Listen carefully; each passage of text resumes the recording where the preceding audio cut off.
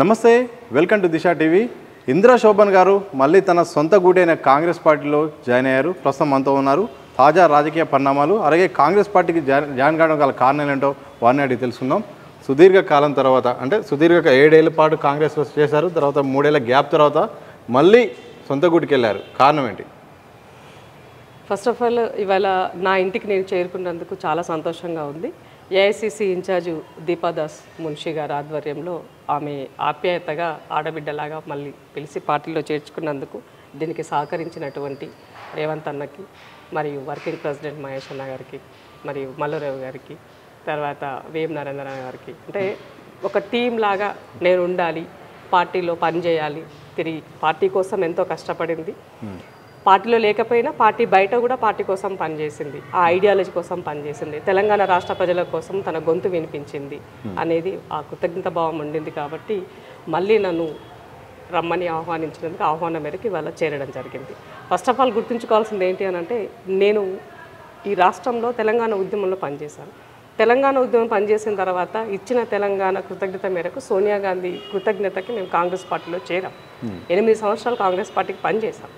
తర్వాత కొన్ని కారణాల రీత్యా అంటే ఆ రోజు ఉన్నటువంటి ఆ నిర్ణయాలతో నేను పార్టీ నుంచి బయటకు రావడం జరిగింది. షర్మిల గారికి ఒక ఆడబిడ్డగా ఆమెకు సపోర్ట్ చేయడం జరిగింది, పని చేయడం జరిగింది. తర్వాత పరిణామాలను మీకు అన్నీ తెలుసు. కానీ నేను ఏ ప్లాట్ఫామ్లో పనిచేసినా తెలంగాణ రాష్ట్ర ప్రజల కోసము కేసీఆర్ చేస్తున్నటువంటి దుర్మార్గపు పాలన పైన నా గొంతు వినిపించాను, దానిపైన నా పోరాటం చేశాను. నేను అధికారం కోసమో లేదంటే డబ్బుల కోసమో నేను పార్టీలు మారలే. ఎక్కడా కూడా నాలో నా యొక్క ఐడియాలజీని కానీ నా చిత్తశుద్ధిని కానీ ప్రజల పట్ల నా కమిట్మెంట్ని కానీ నేను ఎక్కడా తప్పలేదు. కాబట్టి ఈ రోజు వరకు కూడా ఇందిరా శోభన్ అంటే ఆ పేరు, ఆ బ్రాండు అలాగే ఉంది. అందుకే ఎప్పుడు ఎక్కడికి వెళ్ళినా కూడా అంటే కాంగ్రెస్ పార్టీ నా ఫస్ట్ పొలిటికల్ ప్లాట్ఫామ్. నాకు ఈ స్థాయికి ఎదగడానికి కారణం కూడా నాకు కాంగ్రెస్ పార్టీ. నేను పార్టీ మారిన రోజు కూడా చెప్పాను, కాంగ్రెస్ పార్టీ కన్న తల్లి లాంటిది అని చెప్పాను. సో కన్న తల్లి లాంటి పార్టీని విడిచి వెళ్ళడానికి ప్రధాన కారణం ఏంటి అసలు? సో కారణాలు ఏవైనా అయ్యి ఉండొచ్చు, బట్ ఆ రోజు ఒక నిర్ణయం తీసుకున్నాను, బయటికి వెళ్ళడం జరిగింది. ఇప్పుడు ఆ కారణాల గురించి మళ్ళీ మనం చర్చించుకోవడం వల్ల ఫాయిదా లేదు. బట్ అల్టిమేట్గా ప్రతిపక్షంలో ఉండి ప్రజల గొంతుకు పనిచేసినటువంటి నేను ఇవాళ పాలకపక్షంగా ఉండి నా యొక్క భాగస్వామ్యాన్ని కావాలని కోరుకున్నప్పుడు తప్పకుండా ప్రజలకు, ప్రభుత్వానికి ఒక అనుసంధానంగా జరిగేటువంటి వాటిని ఉన్నటువంటి సంక్షేమ పథకాలు చేరవేయడానికి, సమస్యలను ప్రభుత్వ దృష్టికి తీసుకెళ్లడానికి నా యొక్క అవసరము ప్రజలకు ఉందని మాత్రము గుర్తించారు. పార్టీ కూడా ఎందుకనంటే ఒక ట్రాన్స్పరెంట్గా అవినీతి రహితమైనటువంటి ఒక పాలన కోసం పనిచేస్తుంది అనేది నాకు ఆ పేరుంది. కాబట్టి ఆ దిశగానే నేను పార్టీ అవ్వాలి. సో ఇందిరా శోభన్ గారి గురించి తెలియని వారికి ఒక డౌట్ మాత్రం ఉంటుంది. ఏంటంటే అధికారంలోకి కాంగ్రెస్ వచ్చింది కాబట్టి ఇప్పుడు పార్టీలోకి చేరిందనే ఒక సర్వసాధారణమైన డౌట్ ఉంటుంది. దానికి ఏం క్లారిటీ ఇస్తారు? ఇప్పుడు నేను పార్టీలో ముందు పార్టీని తిట్టి పార్టీ గురించి నేను ఏమి పని చేయకపోతే నాకు ఆ స్టేట్మెంట్ వర్తిస్తుంది. బట్ నేను పార్టీ ఎలక్షన్ కన్నా ముందే అధికారంలోకి రాకన్నా ముందే నేను కాంగ్రెస్ పార్టీ ప్లాట్ఫామ్లో నేను పని చేశాను. సో నేను చేరడం కోసము రాహుల్ గాంధీ గారు నేను ప్లాట్ఫామ్ ఆ స్టేజ్ ఎక్కానంటే నేను పార్టీకి పనిచేసినట్టే కదా, ఆ పార్టీలో ఉన్నట్టే కదా. అఫీషియల్గా ఈ మువ్వనెల కండువ వేసుకోకపోయి ఉండొచ్చు, ఈ కండువ నేను వేసుకోకపోయి ఉండొచ్చు, కానీ అఫీషియల్గా నేను పార్టీకి పని చేశాను. అలాంటప్పుడు ఆ క్వశ్చనే రేస్ కాదు. ఇవాళ అధికారం వచ్చినా రాకపోయినా నేను కాంగ్రెస్ పార్టీ గూటికి చేరాలని నిర్ణయం తీసుకున్న ఆ రోజే నేను. కాబట్టి ఇవాళ అధికారం వచ్చిన తర్వాత అంత టెక్నికల్గా ఎవరికి వాళ్ళు బిజీగా ఉండడంతో ఇన్ని రోజులు పట్టింది. ఐదర్ నేను కండువ వేసుకోవడానికి పెద్ద పనే కాదు కదా. కాబట్టి ఇప్పుడు అందరూ మా వాళ్ళు కూడా అందరూ ఏమనుకుంటారంటే ఇందిరా శోభన్ ఇంకా కాంగ్రెస్లో ఉందని ఫీల్ అవుతున్నారు తప్ప నేను బయటకు పోయినని ఎవరు ఫీల్ అవ్వట్లేదు. అదే సమస్యగా ఉంది నాకు. కాబట్టి ఏదేమైనప్పటికీ కూడా తిరిగి నేను నా ఇంటికి చేరుకున్నందుకు చాలా సంతోషంగా ఉన్నా. ఈ కండువ నాకు ఎంత ఇష్టం అన్నది ప్రతి ఒక్కరికి తెలుసు. నేను ఎక్కడన్నా ఉండి ఏదైనా మాట్లాడితే కూడా నువ్వు కాంగ్రెసే కదానే మాట్లాడతారు. సో అంతగా ఇందిరా అంటే కాంగ్రెస్ పార్టీ అనే ఒక నేము నాకు బాగా ఇమిడిపోయింది. అది అంటే నరాల్లో జీర్ణించుకోపోయినటువంటి అంశం. అట్ ద సేమ్ టైం గుర్తుంచుకోవాల్సిందంటే నేను పుట్టినరోజు ఇందిరాగాంధీ మా ఊరికి వచ్చింది. ఆమె పేరు ఇందిరాగాంధీ కాబట్టి నా పేరు ఇందిరా అని అలా నా పేరు పెట్టారు. సో మరి అది యాదృచ్ఛికమా తెలియదు, అది ఏంటో తెలియదు. బట్ కానీ కాంగ్రెస్కి నాకు ఉన్నటువంటి అవినవ సంబంధం అలాంటిదని చెప్పదలుచుకున్నాను. సో ఈ 3 ఏళ్ల గ్యాప్లో అంటే ఈ 3 ఏళ్ల తర్వాత మళ్ళీ కాంగ్రెస్లో వచ్చారు. ఈ మధ్యలో పీరియడ్లో ఎప్పుడైనా అనవసరంగా బయటకు వచ్చాను అనిపించిందా? ఈ టైం ఎలా గడిచింది? ఇప్పుడు ఒకటి మనం గమనించాల్సిన విషయం ఏంటి అని అంటే, నేను ఆ రోజు సీరియస్గా పనిచేస్తున్న సందర్భంలో పార్టీ నాకు అవకాశం ఇచ్చింది. ఇవ్వకపోయినా కొన్ని నేను ప్రతిపక్ష ప్లాట్ఫామ్ పైన నేను అవి ఎన్కాష్ చేసిన పబ్లిక్ ఇష్యూస్ని. కాబట్టి తక్కువ సమయంలో కాంగ్రెస్ పార్టీలో నాకు ఆ పేరు వచ్చింది. వచ్చిన తర్వాత నేను ఒక ఎమ్మెల్సీ అడిగినప్పుడు నా పేరు ఢిల్లీకి కూడా రిఫర్ చేయలేదన్న బాధ నాలో ఉండింది. ఆ తర్వాత నేను రేవంత్ అన్న పాదయాత్ర మొదలుపెట్టినాడు కూడా ఫస్ట్ నేను సీతక్కే ఉన్నాం ఆ రోజు రేవంత్ అన్నతో మల్లు రేవన్న. సో ఆ పాదయాత్ర 158 కిలోమీటర్లు రేవంత్ అన్నతో కలిసి మేము పని చేసిన తర్వాత పీసీసీ ఒక స్ట్రాంగ్ పర్సన్ ఉండాల్సినటువంటి అవసరం ఉండిందని నేను ఫీల్ అయ్యాను ఆ టైంలో. సో రేవంత్ అన్నకు ఒకవేళ పీసీసీ వచ్చింటే నేను పార్టీ మారి ఉండేదాన్ని కానేమో. కానీ అప్పుడు ఉన్నటువంటి పరిస్థితుల్లో ఒక ఉమెన్గా రాజశేఖర రెడ్డి కూతురుగా నన్ను అడగడంతో రాజశేఖర రెడ్డి అభిమానిగా నేను ఆమెతో ఆ రోజు వెళ్ళడం జరిగింది. బట్ ఆ రోజు జరిగినటువంటి నేపథ్యంలో చాలా వరకు కొన్ని అంటే ఒక అంటారు కర్ణుడి చావుకు 1,00,000 కారణాలు అన్నట్టుగా నేను ఒక పార్టీ మారడం కోసం అప్పుడు జరిగినటువంటి కొన్ని నిర్ణయాల నేపథ్యంలో వీడాను. కానీ నేను పార్టీ వీడకుండా ఉండాల్సింది అనేది నేను ఎప్పుడేం ఫీల్ కాలేదు. ఎందుకు ఫీల్ కాలేదు అని అంటే, నేను ప్రతిపక్షంలోనే పని చేస్తున్నా కదా, అధికారంలో ఉండి పని చేస్తే నేను అది మిస్ అవుతున్నానేమో ఏది మిస్ అని అనుకుంటారు జనరల్గా. బట్ నేను ఎప్పుడు డబ్బు కోసం కానీ పదవుల కోసం కానీ వ్యామోహంగా నేను రాజకీయాల్లో అడుగు పెట్టలే. ఒక మార్పు కోసం నేను రాజకీయాల్లోకి వచ్చాను. ఒక మిడిల్ క్లాస్ ఫ్యామిలీ నుంచి, ఒక మారుమూల ప్రాంతం నుంచి చదువుకున్న ఒక బీసీ ఉమెన్గా నా భర్త సపోర్ట్తో నేను ఈ స్థాయి వరకు ఇక్కడ వరకు నేను రాగలిగానంటే నేను ఇంకేదో చేసేది ఉంది, చేయాల్సిన అవసరం ఉంది. ఎమ్మెల్యే ఒక ఎంపీ అన్నది అది కొద్ది వరకు మాత్రమే అనేది నేను తర్వాత తెలుసుకున్నా. మనం చేయాలనుకున్నప్పుడు ఆ మార్పు అంటే సిస్టంలో ఉండి మార్పు కోసం పనిచేయాలి తప్ప సిస్టమ్ బయట ఉండి మార్పు కోసం పని చేయొద్దని నాకు లేట్గా అర్థమైంది ఆ విషయం. తర్వాత చాలాసార్లు కొన్ని విషయాలు నేర్చుకున్నాం. కానీ జరుగుతూ ఉంటాయి. బట్ ఏదేమైనప్పటికీ కూడా నేను తిరిగి మళ్ళీ కాంగ్రెస్లోకి రావడము అన్నది శుభ పరిణామం. ఎట్ ద సేమ్ టైం చాలామంది కార్యకర్తలు హ్యాపీగా ఫీల్ అవుతున్నారు. నేను ఒక వాట్సాప్ స్టేటస్ ఒకటి పెట్టగానే ఎన్ని కాల్స్ ఎన్ని మెసేజ్లు అసలు. ఎందుకనంటే చాలా రోజుల నుంచి వాళ్ళు నన్ను మిస్ అవుతున్న ఫీలింగ్ వాళ్ళు ఉన్నారు కాబట్టి ఆటోమేటిక్గా ఆ ఫీల్ అనేది ఉంది. నాకు కూడా నా మందలో చేరాను మళ్ళీ అన్న ఫీలింగ్ నాకు కూడా ఉంటుంది. సో టికెట్ ఆశించారు, మీరు కష్టపడేందుకు ఆశించారు. సో ఆశించిన విధంగా పార్టీ నుండి ఆన్సర్ రాలేదు. సో మొత్తానికి పార్టీ నుండి బయటకు వెళ్ళారు. మరి పార్టీలోకి వచ్చారు. ఏ హామీతో కాంగ్రెస్ పార్టీలో జాయిన్ అయ్యారు? ఇప్పుడు పని చేసే టీం కావాలని రేవంత్ అని అనుకున్నాడు. సో పని చేసినటువంటి వాళ్ళకి ఆటోమేటిక్గా అప్రాప్రియేట్గా తనకున్నటువంటి అవకాశాన్ని బట్టి పొజిషన్స్ ఇస్తున్నారు. సో నన్ను కూడా పార్టీ కోసం ఉపయోగించుకుంటారా, ప్రభుత్వ పరంగా ఉపయోగించుకుంటారా, ఏ రకంగా తీసుకుంటారన్నది పార్టీ ఆలోచిస్తుంది. వాళ్ళు ఏది ఇచ్చినా వాళ్ళ నిర్ణయానికి కట్టుబడి ఉంటా. ఏది చేసినా తెలంగాణ రాష్ట్ర ప్రజల కోసమే కదా, అల్టిమేట్ అదే కదా. కాబట్టి నేను ఆ దిశగా వాటి గురించి నేను ఎలాంటి ఈ ఆశలు ఇది అయ్యింది ఇది జరగలేదు అనే కదా. నేను అనేది ఇందిరా శోభన అనేటువంటి వ్యక్తి పని చేస్తుంది అనేది నాకు ఒక బ్రాండ్ ఉంది.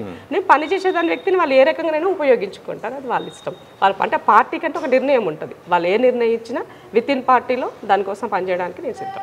మరికొద్ది నెలల్లో లోక్సభ ఎన్నికలు. సో లోక్సభ ఎన్నికల్లో ఏమన్నా టికెట్ ఆశిస్తున్నారా?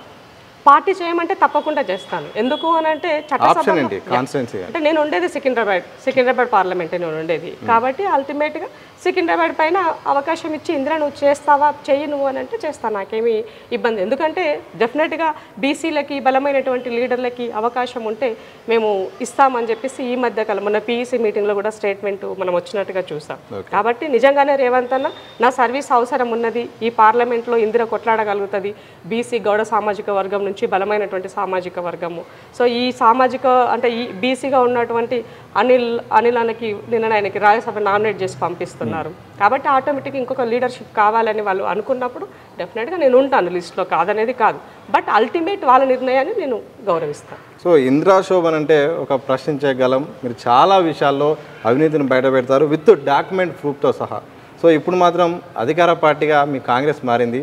సో మీ గొంతు ఎట్లా ముందుకెళ్ళబోతుంది మరి? ఎందుకంటే ప్రభుత్వంలో ఉన్నారు కాబట్టి ఎక్కువ ప్రశ్నించేదానికంటే ఆన్సర్లు చెప్పే అవకాశం ఉంటుంది. సో మీ పాత్ర ఎలా ఉండబోతుంది? ఇప్పుడు ప్రతిపక్షంగా ఉండి జస్ట్ ఆరోపణలు చేసి వదిలేస్తాం.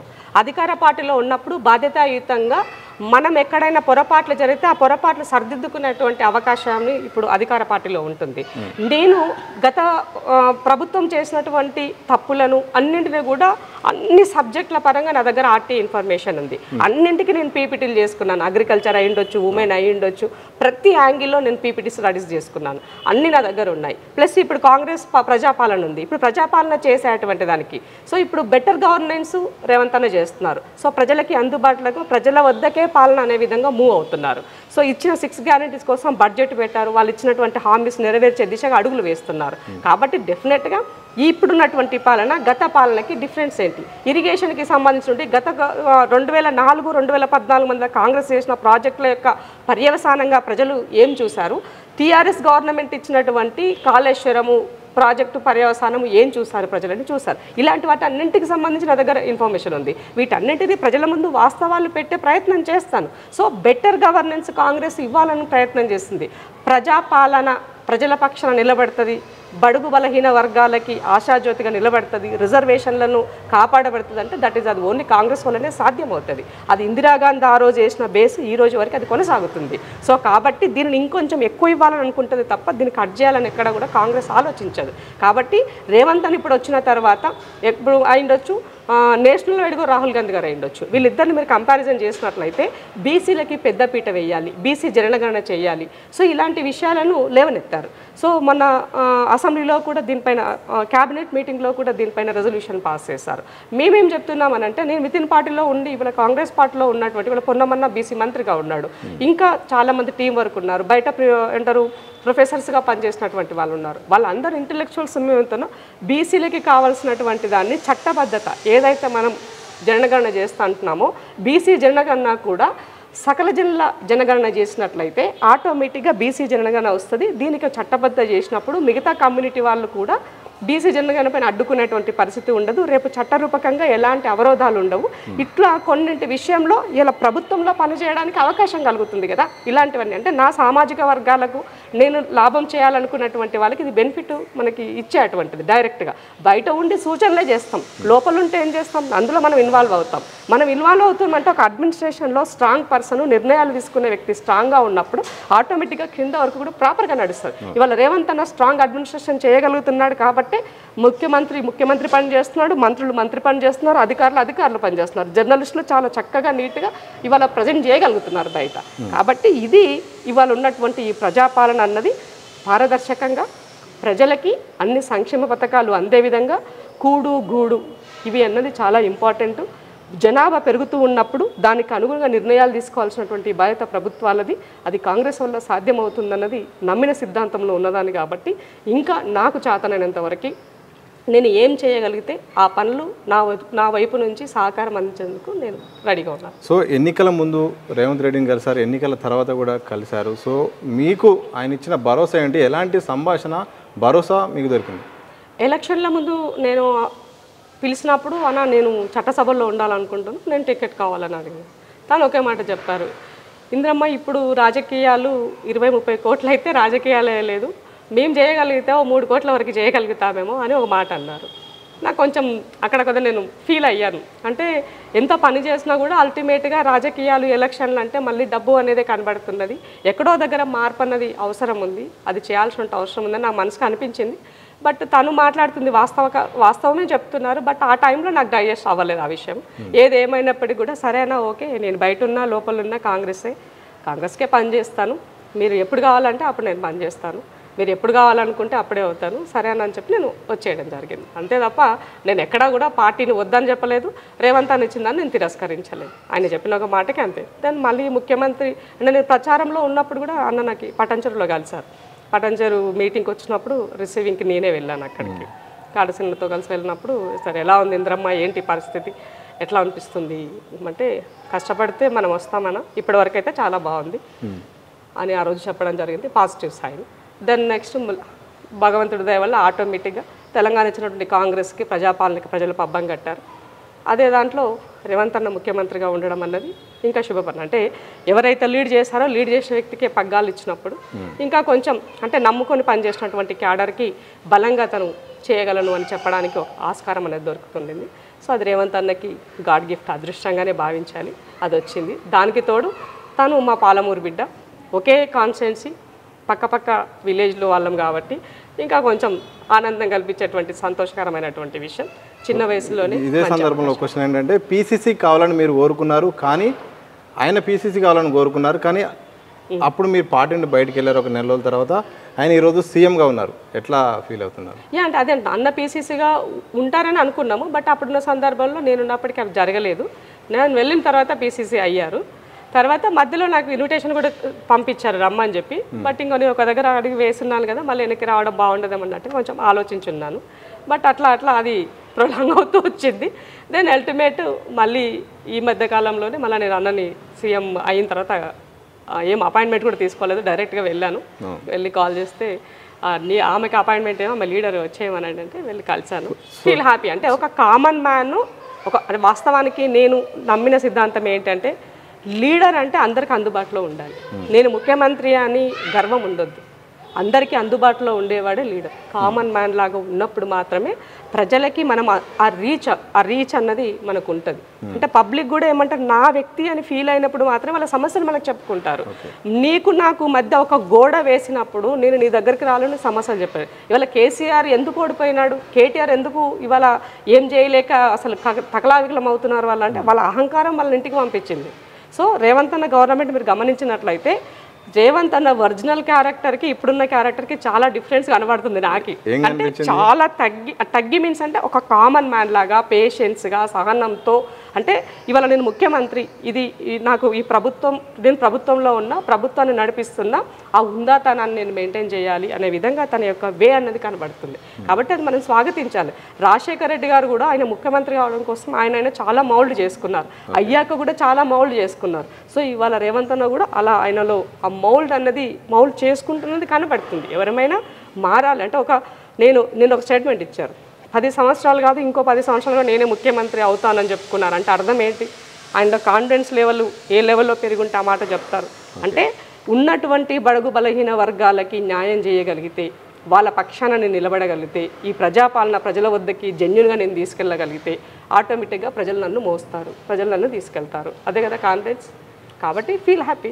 సో చాలామంది మీ గురించి చెప్పింది ఏంటంటే ఒక నెల రోజులు ఆగితే ఈరోజు ఇందిరాగాంధీ ఇందిరా శోభన్ పరిస్థితి కాంగ్రెస్లో ఒక మంచి స్థాయిలో ఉండేది, పీసీసీ కాకముందుకు వెళ్ళింది అనేది ఒక మీపై ఉన్న అభిప్రాయం చాలామంది. అంటే అందరూ అనుకునేవాళ్ళు, ఎందుకంటే నేను రేవంత్ అన్నతో ఉండి పనిచేశాను కాబట్టి ఆటోమేటిక్గా నాకు ఆ పొజిషన్, ఆ స్థాయి ఉంటుంది, పని చేయగలుగుతుంది, ఏదైనా ఏ సబ్జెక్ట్నైనా అవలీలగా డీల్ చేయగలుగుతుంది అన్న పేరు నాకు అది ఉండింది కాబట్టి ఎవరైనా అనుకుంటారు.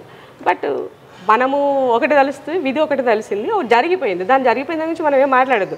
బట్ జరిగిపోయిన దాంట్లో నేను ప్రతి ప్లాట్ఫామ్లో కొంత నేర్చుకున్నా.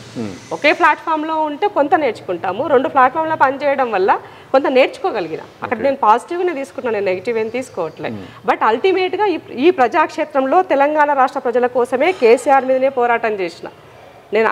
అక్కడ నా లైన్ ఎక్కడ డిఫర్ కాలే. సో నేను కేజ్రీవాల్ గారిని వీడి రిజైన్ చేస్తున్నాడు కూడా అదే మాట చెప్పా. కేజ్రీవాల్ ఎప్పుడైతే కేసీఆర్ ప్లాట్ఫామ్ షేర్ చేసుకున్నారో, ఏ రోజైతే రాష్ట్రపతి యొక్క ఆమెను గౌరవించలేదు, అదే రోజు నేను రిజైన్ చేశాను. అంటే చెప్పేదేమో ఒక కామన్ మ్యాన్, మాది సామాన్యుల ప్రభుత్వం అని చెప్తున్నాడు, చేసేవంతా డిఫరెంట్గా ఉంది. సో నేను ఆ రోజు అతను ఖండించడం జరిగింది. అంటే కేసీఆర్ విషయంలో ఒక అవినీతి నీతి మధ్యలో జరుగుతున్నటువంటి యుద్ధంలో మీరిద్దరు అవినీతి అని తేలిపోయినటువంటి పరిస్థితి. సో ఆ లైన్లో అంటే నా లైన్లో నేను డిఫర్ కాదు కాబట్టి కొన్ని సందర్భాల్లో కొద్దిమంది ఎవరికి నచ్చిన వాళ్ళు మాట్లాడే ఎవరిని మనం ఆపలేం కదా రాజకీయాలలో. ఇదే సందర్భంలో ఒకదానికి ఆన్సర్ చెప్పండి. మీరు స్వతహాగా వక్త, మంచి సబ్జెక్టు పైన మంచి నాలెడ్జ్ ఉంది, రాజకీయాలపైన పట్టుంది, కానీ సరైన సమయంలో సరైన నిర్ణయాలు తీసుకోవడంలో ఇందిరా శోభన్ కొద్దిగా వెనకడుగు వేశారు, అందుకోసమే ఇలా ఈ పరిస్థితి అనే ఒక ఆరోపణ. ఇప్పుడు సరైన పార్టీ సరైన నిర్ణయం అంటే నా టార్గెట్, నా లక్ష్యం ఏంది? తెలంగాణ రాష్ట్రం సుభిక్షంగా ఉండాలి. సుభిక్షంగా ఉండాలి అని అంటే ఇచ్చినందుకు కాంగ్రెస్లో చేరిన, 8 సంవత్సరాలు పనిచేసిన, 8 years పనిచేసిన తర్వాత నేను అప్పుడు జరిగినటువంటి పరిణామాల నేపథ్యంలో నేను చేంజ్ చేసుకున్నా. అక్కడ జరిగినటువంటి ఇష్యూ నేపథ్యంలో నేను 6 months తర్వాత నా ఒపీనియన్ నేను మళ్ళీ ప్లాట్ఫామ్ చేంజ్ చేసుకున్నా. అక్కడ కూడా కామన్ మ్యాన్ ప్లాట్ఫామ్లో నేను పని చేసిన అంటున్నా. నేను అంటే ఇక్కడ ఎవరైనా గమనించాల్సిన విషయం ఏంటి అని అంటే, నేను ఒక బీజేపీకి వెళ్తే నా ఐడియాలజీ మారి ఉండాలి, లేదా నేను టీఆర్ఎస్ పార్టీకి వెళ్తే ఒక మనీ రాజకీయాలు ఒక నియంతృత్వ పోకడలో నేను వాళ్ళ ఫ్యూడల్ పాలిటిక్స్లో నేను బలైపోయినానని అనుకుని ఉండాలి. కాబట్టి నా లైన్ నేను ఎక్కడ మారలేను. అది ప్లస్ నా ప్లాట్ఫామ్ కూడా నేను ఫట్ 1 monthలోనే నేను ఏది చేయలే. 6 నెలలు అక్కడ పనిచేసిన, 1 year ఇక్కడ పనిచేసిన, 1.5 year పనిచేసిన. పార్టీ రిజైన్ చేసి ఈ నెల ఆమ్ ఆద్మీ పార్టీ రిజైన్ చేసి ఫిబ్రవరి 2వ తారీఖుకి 1 ఇయర్ అయిపోయింది నేను రిజైన్ చేసి కూడా నేను న్యూట్రల్గానే ఉండి తెలంగాణ ప్రజల ఆత్మగౌరవం కోసం తెలంగాణ ఆత్మగౌరవ వేదిక మీద నేను పనిచేసిన. అది నా ఇండిపెండెంట్ ప్లాట్ఫామ్. సో ఆ ఆత్మగౌరవ వేదిక మీద పనిచేసి కాంగ్రెస్ పార్టీని కోసం నేను దాని గురించి అంటే కాంగ్రెస్ పార్టీ ఐడియాలజీ అదే ఉండింది కదా. సో కాబట్టి ఆ లైన్లో పనిచేసిన. కాబట్టి ఎవరైనా నా గురించి ఎవరైనా కాంపిటీషన్గా ఫీల్ అవుతాను ఎవరైనా అనుకుంటూ వచ్చినాము నాకు తెలియదు. బట్ కానీ ఆటోమేటిక్గా కాంగ్రెస్ పార్టీ అన్నది పబ్లిక్ పర్సెప్షన్లో పబ్లిక్కి డెమోక్రటిక్గా ఉండేటువంటి ప్లాట్ఫామ్. ఎవరు అయినా స్వేచ్ఛగా వితిన్ పార్టీలో వాళ్ళ నిర్ణయాలు చెప్పొచ్చు, అవసరం అనుకుంటే రచ్చకెక్కి కూడా చెప్పొచ్చు. సో ఆ రకంగా ఆ డెమోక్రసీ అన్నది ఉంటుంది దాంట్లో. బట్ ఈ మధ్య కాలంలో కొంచెం రచ్చకెక్క డెమోక్రసీ తగ్గింది అనిపిస్తుంది. అంటే రేవంత్ అన్న వచ్చినాక కొంచెం అవన్నీ కొద్ది చేంజ్ అయినట్టుగా కనబడ్డాయి. తర్వాత వితిన్ పార్టీలో అయితే అవి ఆ డిస్కషన్ ఫోరంలో అయితే ఉంటుంది, జరుగుతుంది. సో బీజేపీ బీఆర్ఎస్ నుండి మీకు ఆఫర్ వచ్చిందా? అందరూ కాల్ చేశారు. పనిచేసే వాళ్ళు ఎవరిని వద్దంటారు చెప్పండి. టీఆర్ఎస్ వాళ్ళు కాల్ చేశారు, వెళ్ళలేదు. బీజేపీ వాళ్ళు కాల్ చేశారు, వెళ్ళలేదు. సో ఏమంటారు, ఇంకా కొన్ని తెలియని పార్టీలు కూడా ఫోన్ చేశారు. బట్టి నేను ఎవరి దగ్గరికి వెళ్ళి ఒకటి డిసైడ్ చేసుకున్నాను, నేను ఉంటే కాంగ్రెస్కి వర్క్ చేయాలనుకున్నా కాంగ్రెస్ బస్ అంతే. సో అప్పుడు ఉన్నటువంటి నేపథ్యంలో నేను ఆ నిర్ణయం తీసుకోవడం జరిగింది. దాని తగ్గట్టుగా పనిచేశాను, ఇట్స్ అన్నఫ్. బట్ అల్టిమేట్ ఏంటి అంటే నేను చట్టసభల్లో ఉండాలని నా మైండ్లో నేను అనుకుని ఉన్నాను. బట్ అది జరగలేదు. ఇవాళ కాకపోతే రేపు ఉంటాను అంతే. సో మీరు చట్టసభలో ఉండాలి మీ కోరిక, మీ అనుకున్నంత విధంగా మీరు పనిచేసిన దానికి సముచిత స్థానం ఒకవేళ లభించకపోతే కంటిన్యూ అవుతారా, లేకపోతే మళ్ళీ?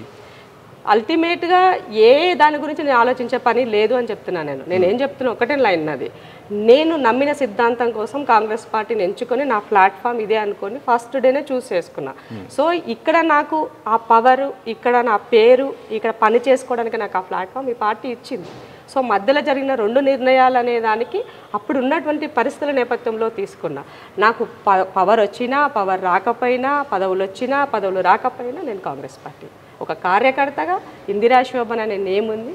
కార్యకర్తగా పనిచేయడానికి నేను సిద్ధం. నాకు అలాంటిది ఏమీ లేదు. సో చివరిగా 2 ప్రశ్నలు. ఒకటి, 2 నెలల ప్రభుత్వం పాలన, కాంగ్రెస్ పాలన ఎలా ఉంది? వచ్చే లోక్సభ ఎన్నికల్లో కాంగ్రెస్ ప్రభావం ఎంత మేరకు ఉండబోతుంది? సో కాంగ్రెస్ ఒకటే మాట చెప్పింది, మేము 6 గ్యారంటీలు చేస్తాము. దీంతోపాటు 432 హామీలు మేనిఫెస్టోలో పెట్టింది. సో 6 గ్యారంటీలకు సంబంధించి 6 గ్యారంటీలు మీన్స్ అంటే పేరు వేరువేరుగా ఉండొచ్చు. కావాల్సింది ఏంటి, కూడు గూడు రైతు, వీటికి సంబంధించినటువంటి వాటికి పెట్టింది. దాంట్లో మహిళ కావాల్సినటువంటి మహిళలకి చాలా పెద్ద పీట వేసింది కాంగ్రెస్ పార్టీ. దాంట్లో వాళ్ళకి ఆర్టీసీలో ఆర్థిక స్వేచ్ఛను కల్పించడం అయి ఉండొచ్చు. దానివల్ల పర్ డే ఒక నెలకి వాళ్ళకి ఎంత లేదన్నా 1400-1500 రూపాయలు సేవ్ అవుతుంది ఆడబిడ్డలకి. సో అవి వాళ్ళ ఇంట్లో కూరగాయలకు యూటిలైజ్ అవుతాయి కదా. ఒక సిలిండర్కి సంబంధించి, తర్వాత ఆరోగ్యశ్రీకి సంబంధించిన 10 లక్షల రూపాయలు చెప్పింది. తర్వాత కౌలు రైతుల గురించి చెప్పింది. తర్వాత అదేంటి మహాలక్ష్మి 2500 రూపాయలు మహిళలకి ఆర్థికంగా ఒక వెసులుబాటు కార్యక్రమం తీసుకుంది. బట్ దీంట్లో ఇమీడియట్గా ఒక 2 ఇంప్లిమెంట్ చేసింది. మిగతా వాటికి 100 డేస్ లోపు చేస్తామని చెప్పారు. ఇప్పుడు మనకు 65 డేస్ యాజ్ ఆన్ టుడే, ఈ రోజు వరకు 65 రోజులు అయింది. మిగతా వాటిని కూడా త్వరలోనే కొంచెం బడ్జెట్ అంతా సెట్ చేసుకోవాలి కదా, ఫినాన్స్ కూడా సెట్ చేసుకోవాలి కదా. పార్టీ అంతా కూడా అంటే ప్రభుత్వం పూర్తిగా గుల్ల చేసి పెట్టాడు కేసీఆర్. ఎక్కడ ఏం లేకుండా కనీసం నెలకు జీతాలు ఇచ్చే పరిస్థితి లేకుండా చేశాడు. అలాంటిది రేవంత్ అన్న వచ్చిన తర్వాత ఆయన పాలనలో 1వ తారీఖు ఉద్యోగులకు జీతాలు ఇచ్చాడు. ఎంప్లాయ్మెంట్ క్రియేట్ చేసి ఎంప్లాయ్మెంట్ అంటే గత ప్రభుత్వంలో వచ్చిన నోటిఫికేషన్స్ని ఇమీడియట్గా ఆ టీఎస్పీఎస్పీని ప్రక్షాళన చేశారు. దాని ద్వారా వాళ్ళు రిజల్ట్స్ ఇచ్చారు. వాళ్ళకి నియామక పత్రాలు అందజేశారు. ఒక 7,000 నర్సులకు ఇచ్చారు, కానిస్టేబుల్స్ ఇచ్చారు. తర్వాత అవేంటి మన సింగరేణి ఉద్యోగాలు 440 ఉద్యోగాలు క్రియేట్ చేసి ఇచ్చారు. ఇవాళ గురుకుల పాఠశాల వాళ్ళకి ఇచ్చారు. సో అంటే ప్రతి దానిని కూడా ప్రతిది 24 గంటలు పనిచేస్తుంది ప్రభుత్వం అన్నదానికి ఇంతకన్నా ఇంకా నిదర్శనం అవసరం లేదనుకుంటున్నాను నేను. దీనితోడు ఇచ్చినటువంటి basic common need ration cards, pensions. So pension కూడా ఇవ్వడం జరిగింది. రైతు బంధువులు కూడా చాలా వరకు బ్లేమ్ చేస్తున్నారు. రైతు బంధువులు చేస్తారు అంటే వాటికి సంబంధించిన అభయహస్తము ప్రజాపాలన అందరూ అప్లై చేసుకున్నారు. అప్లై చేసుకున్నటువంటి వాళ్ళకి రేషన్ కార్డు లేని వాళ్ళు సపరేట్గా అది టిక్ చేసి మళ్ళీ అప్లై చేసుకున్నారు. అవన్నిటిని కూడా డిజిటలైజ్ చేసి అవి ఎలా ఉంది, డూప్లికేట్ ఉన్నాయా, ఏముందన్నది కసరత్తు చేసుకోవాలి కదా. వాటికి సంబంధించి ఇదంతా నడుస్తుంది. ఇవన్నీ కూడా దాదాపుగా మనకి ఆల్మోస్ట్ ఆల్ పార్లమెంట్ ఎలక్షన్స్కి ముందే ఇంకా కొన్ని స్కీమ్స్ ఇంప్లిమెంట్ చేస్తారు. నెక్స్ట్ పార్లమెంట్ ఎలక్షన్ తర్వాత మిగతావి కూడా అవి అన్ని పూర్తి చేస్తారు. అంటే ఒకే రోజు మన ఆకలి వేసినప్పుడు ఒకేసారి గబగబా అంతా తినేలేం కదా. మెల్లమెల్లగా ముద్ద తర్వాత ముద్దనే తింటాం కదా. సో ప్రభుత్వం కూడా తన దగ్గర ఉన్నటువంటి బడ్జెట్లో పైసల ద్వారా 1 by 1 ఫిల్ చేస్తూ వెళ్తుంది. మీరు డిసెంబర్ 9 తారీఖు రైతు బంధు ఇస్తున్నారు కదా ఏమైందని పిచ్చిగా మాట్లాడుతున్నారు. డిసెంబర్ 9 నాడు నువ్వు ఆ డబ్బులు రైతు బంధు పైసలు నువ్వేం చేసినావు? నీ కాంట్రాక్టర్లకు పోకన్నా ముందు నువ్వు ఇచ్చిపోయినావు కదా. కాంట్రాక్టర్లకు కొద్దిమంది వాళ్ళ గుత్తేదారులకు కోట్ల రూపాయలు రిలీజ్ చేసిపోయినారు మీరు. మరి రైతు బంధు పైసలు మీరు ఎందుకు ఇవ్వలేదు ఆ రోజు విత్ ఇన్ టైంలో? టీఆర్ఎస్ ఎందుకు ఇవ్వలేదని అడుగుతున్నాను నేను. సో కాబట్టి రైతు బంధు అది కూడా ఇప్పటికీ ఒక దాదాపు 36 లక్షల మంది రైతులు విమర్శలు వస్తున్నాయి రైతు బంధు అంటే. ఒకటి తమ ఇప్పుడు అడ్మినిస్ట్రేషన్ ఒకే అడ్మినిస్ట్రేషన్ ఉంటే మారకపోయి ఉంటే కంటిన్యూటీ జరిగేది. ఇక్కడ అడ్మినిస్ట్రేషన్ మారింది. అడ్మినిస్ట్రేషన్ మారిందంటే ప్రభుత్వం మారింది, అధికారులు మారారు. అర్థం కావాలి కదా ఏముందో అనింది. నా తలేడుంది, చెంబేడుంది, పొయ్యేడుంది, కట్టలేడుంది, వెతుక్కోవాలన్నా లేదా? ఏం వెతుక్కోకుండానే ఊరికే తీసుకొచ్చి చెప్పలేం కదా అట్లా. కాబట్టి కొంత టైం అనేది అవసరం ఎవరికైనా. ఇప్పుడు మనం ఒక ఇండ్లు గృహప్రవేశం చేస్తాం, ఇంట్లోకి పోగానే అంతా సెటరేట్ అవుతాయా? మనకు కాదు కదా. కాబట్టి మొత్తం మీరు చేసిన దొంగతనాలు ఎవరెవరి ద్వారా ఏం చేపించారు, ఇంకా కొద్దిమంది ఆఫీసులతో ఇంకా మీరు ఏం చేపిస్తున్నారు, ఇంకా చాలా ఉంది భాగవతం బయటకు రావాల్సింది. సో ఒక మాటలో లోక్సభ ఫలితాలపై ఆన్సర్ ఇవ్వండి. తప్పకుండా కాంగ్రెస్ బీజేపీ మధ్యనే లోక్సభ ఎన్నిక ఉంటుంది. బీఆర్ఎస్ అనేది తన యొక్క మనుగడ కోసమే రోజు ఒక డ్రామా ఆడుతున్నారు. కనీసం వాళ్ళు మాట్లాడేవారిని ఎక్కించుకుంటున్నారా? కవితమ్మ లెటర్ రాసి నవ్వుతారు. ఇదైతే ఇంకా దారుణం. ఏంటి యువకులకి ఉద్యోగాలు ఇవ్వాలి. ఏమి నువ్వు ఎంతమంది యువకులకు ఇచ్చినావు? ఎన్నడైనా మాట్లాడినావా? ఆడబిడ్డలు చనిపోతే దానికోసం పోయి ఆడేదో చేస్తుంది. ఎన్నడన్నా నీ పాలనలో నీ అయ్యకి చెప్పినావా? మహిళ అదేంటారు కమిషన్ లేకపోతే, చైర్పర్సన్ లేకపోతే కనీసం ఏమైనా మాట్లాడినావా? మేము కొట్లాడితే మీ నాయన మహిళా చైర్పర్సన్ సుంతా లక్ష్మారెడ్డిని పెట్టినాడు. మహిళా మంత్రి లేకపోతే మాట్లాడినావా? ఎందుకు? అధికార పార్టీలో ఉంటే నా పాలన ఒకటి, అధికారం పోయింది కాబట్టి ప్రతిపక్షంకి వచ్చేసిన ఏమున్నది, గాలి మాటలు చెప్పేస్తే సరిపోతుంది, మీడియాలో ఉంటే సరిపోతుంది అనుకుంటే నవ్వుతారు. లీడర్కి శానిటీ చాలా ఏమంటారు, క్లారిటీ ఉండాలి, క్రెడిబిలిటీ ఉండాలి. క్రెడిబిలిటీ లేకపోతే రాజకీయాల్లో ఎక్కువ రోజులు సస్టైన్లో ఉండలేరు, ఖతమవుతారు. అది ఆమె ఆలోచించుకోవాల్సిన అవసరం ఉంది. కేటీఆర్ మోహన్ చూడండి, ఎక్కడన్నా ఉందా కేటీఆర్కి? ఇంత పవర్ పోయింది అన్న ఆగంలో ఏం మాట్లాడుతుండో అర్థమవుతలేదు. హరీష్ రావుకి ఇప్పుడు ఆయన ముఖ్యమంత్రి చేస్తే బాగుండు, నా బామార్ది ఎటనమని అంటే ఆయన ఫీల్ అవుతుంది. ఇప్పుడు వాళ్ళిద్దరు అంటే ఓవరాల్గా తీసుకుంటే మీకు హరీష్ రావు, కేటీఆర్, కవిత వీళ్ళు ముగ్గురిది ఇవాళ ఎవరి ఆధిపత్యం ముందుండాలన్న దాంట్లో పోటీ పడుతున్నారు, కొట్లాడుతున్నారు. అంటే ఇప్పుడు నిన్న హరీష్ రావు చేసిన వ్యాఖ్యల వెనుక అంత అర్థం ఉందంటే, హరీష్ రావు ఏమన్నాడంటే, నాకు మీ ప్రభుత్వం దిగిపోయి నాకు సీఎం పదవి ఇస్తే నేను కాళేశ్వరాన్ని అంటే మేడిగడ్డను పునరుద్ధరణ చేస్తాను. దాని వెనుక వేరే విధంగా అర్థం చేసుకోవాలి. 100% కదా. ఇప్పుడు నీవు ఇరిగేషన్ శాఖ మంత్రిగే కదా ఆ పుణ్యము. అందుకే కదా నువ్వు కాళేశ్వరరావు అయినావు. కాళేశ్వరరావు ఇవాళ తెలంగాణ రాష్ట్రానికి కాలయముడయిండు. అది మర్చిపోతే ఎట్లా? నీ మామ భగీరథుడు అని చెప్పారు. భగీరథుడు కాస్త ఏమైంది? అందులో జలమే లేకుండా తయారయ్యింది. పేర్లకు మాత్రము, అడ్వర్టైజ్మెంట్లకు మాత్రము కోట్ల రూపాయలు వెచ్చించారు మీరు. ఇవాళ కోట్ల రూపాయలు, 94 కోట్ల రూపాయలు కాళేశ్వరం పైన పెట్టినారంటే ఏమైనా ఆ డబ్బులను అడుగుతున్నారు. అదే కదా ఇప్పుడు రేవంత్ అన్న ప్రతిపక్షంలో ఉన్నప్పుడు ఆయన చెప్పినటువంటి మాటలని అధికారంలోకి వచ్చిన తర్వాత అదే అధికారులతో అదే ప్రాజెక్టు దగ్గర పవర్ పాయింట్ ప్రజెంటేషన్ ఇచ్చి మీ యొక్క బట్టలు కూడా తీసినారు, బయట పెట్టినాడు. అంతకుమించి ఏం కాదు, సిగ్గుతో దేడ దాచుకోవాలో అర్థం కాక ఇవాళ లేనిపోని పొలిటికల్ స్టేట్మెంట్స్ ఇస్తున్నారు. నన్ను సీఎం చేస్తే అనే వ్యాఖ్య దేనికి? దాని అర్థం ఏంటి? సీఎం అంటే మరి కాంగ్రెస్కి వస్తాడేమో. మరి అయితే కాంగ్రెస్కి వస్తే సీఎం ఇస్తారా? ఇయ్యరు కదా. లేదనుకుంటే మరి బీఆర్ఎస్ ఎమ్మెల్యేని తీసుకెళ్ళి ఇంకేమైనా చేయాలని ఆలోచిస్తున్నాడు. అది మనకు తెలియదు కదా. ఎటువైనా ఇవాళ ఉన్నటువంటి కాంగ్రెస్ని ఎవరు ఏమీ చేయలేరు అనేది గుర్తుపెట్టుకోవాల్సిన అవసరం ఉన్నది. నీవు ఒక మంత్రిగా ఇచ్చిన పనినే నువ్వు చక్కగా దిద్దనోనివి, ముఖ్యమంత్రి ఇస్తే ఏం చేస్తావు అంటున్నా. ఇవాళ కోట్ల రూపాయలు ఒక మంత్రికే సంపాదించినావు నువ్వు. తెలంగాణ ఉద్యమంలో నీ యొక్క ఆస్తులేంటి, ఇవాళ నీ ఆస్తులేంటి? ఇంకా 4 రోజులు పోతే అవి కూడా బయటకు వస్తాయి. ఎందుకు తొందర? డెఫినెట్గా ప్రతి రూపాయికి ప్రతి దానికి మూల్యం చెల్లించే రోజులు దగ్గరలోనే ఉన్నాయి. మామ, అల్లుడు, కూతురు అంతా ఒకే దాంట్లో ఉండాల్సిన పరిస్థితి వచ్చింది. వెయిట్ చేయాలి. 4 రోజులు వెయిట్ చేస్తే నీళ్ళకి నీళ్ళు, పాలకు పాలు తేలితే ఎవరు ఏం చేశారని దానికి ఆరోపణలతో చెప్పడం కన్నా ఆధారాలతో ముందు పెట్టారు. బీజేపీ, బీఆర్ఎస్ రెండూ కూడా ఒకదానికొకటి ఇలా క్లోజ్గా ఉన్నంత వరకు అన్నీ నడిచినాయి. ఇవాళ మీకు ఇవాళ రేవంత్ రెడ్డి అనేటోడు ముక్కుతాడు వేసేటోడు వచ్చినాడు. కాబట్టి తప్పకుండా మిమ్మల్ని ఇద్దరినీ కూడా మీరు చేసిన పనులన్నిటి కూడా ప్రజల ముందు పట్టబెలి. సో ఎమ్మెల్సీ కవిత గురించి మీరు ఇంతకుముందు మాట్లాడారు కాబట్టి మరొక ప్రశ్న లేవనెత్తుతున్నా. ఏంటంటే సెక్రటరియట్ ముందు రాజీవ్ గాంధీ విగ్రహం పెట్టాలని ఆమె అభ్యంతరం వ్యక్తం చేశారు. తెలంగాణ తల్లి విగ్రహం పెట్టాలని మేము అనుకున్నాము, ఎలక్షన్ కోడ్ కారణంగా పెట్టలేకపోయామని చెప్పారు. ఇప్పుడు పొలిటికల్గా ఏదో స్టేట్మెంట్ చేయాలి కాబట్టి చేస్తున్నారు. తెలంగాణ తల్లి ఆ రోజు ఎందుకు చేయలేదు నువ్వు? వారు ఎందుకు పెట్టలేదు? ఇవాళ రాజీవ్ గాంధీ పెట్టినారు అని అంటే రాజీవ్ గాంధీ మహిళలకి 50% రిజర్వేషన్ కల్పించాడు. ఇవాళ రాజీవ్ గాంధీ ఫోటో పెట్టాలి, ఎందుకు పెట్టాలి అనుకున్నప్పుడు ఐటీని ఇంట్రడ్యూస్ చేశాడు. ఇవాళ ఎంతోమంది యువతకు ఆదర్శంగా నిలిచాడు. అలాంటి మా పార్టీకి సంబంధించిన వ్యక్తి, ఒక ప్రధానమంత్రిగా చేసినటువంటి వ్యక్తి ఒక విగ్రహం పెడితే దాంట్లో తప్పేమున్నది? మీకు నచ్చితే స్వాగతించండి, నచ్చకపోతే సైలెంట్ ఉండండి. అంతేగాని దానిని ఏమంటారు రాజకీయంగా అంబేద్కర్ని ధర్నా దాన్ని ఏమంటారు సిటీ సెంట్రల్ దగ్గరలో దాని పంచకుట్ట చౌరస్తాలో అంబేద్కర్ స్టాచ్యూ పెడితే కూలగొట్టినటువంటి మీరు తెలంగాణ తల్లి విగ్రహం పెడతాము అని చెప్తే నమ్ముతారా జనాలు? దానిపైన మా కాక హనుమంత్ కాక ఇంకా కొట్లాడుతున్నాడు అంబేద్కర్ బొమ్మ పెట్టాలి. ప్రభుత్వంలో సాధ్యమవుతుంది ఇప్పటికీ డెఫినెట్గా. అంబేద్కర్ ఐడియాలజీ కదా కాంగ్రెస్ పార్టీ ఐడియాలజీ, కాబట్టి తప్పకుండా ఏమున్నా కూడా అలాంటివి చేయడానికి ఎప్పుడు కూడా కాంగ్రెస్ వెనకాడదన్నది మనం గమనించాల్సిన విషయం. సో తెలంగాణ తల్లి నువ్వు పెట్టాలని, తెలంగాణ తల్లి అంటే ఆమె కనీసం ఎన్నడన్నా ఒక జయంతికో ఒక వర్ధంతికో ఎన్నడన్నా ఒక అంబేద్కర్కో ఒక పూలేకో ఒక దండేసారా మీ మొఖాలకి? ఎన్నడన్నా వెళ్ళి నివాళులు అర్పించారా మీ మొహాలకి? నువ్వు కానీ మీ అయ్య కానీ చేశారా మీరు ఎన్నడన్నా? ఇవాళ అధికారం పోయింది కాబట్టి ప్రతిపక్షంలో ఉన్న ఏదో మాట్లాడాలనుకుంటే నవ్వుకుంటున్నారు జనం.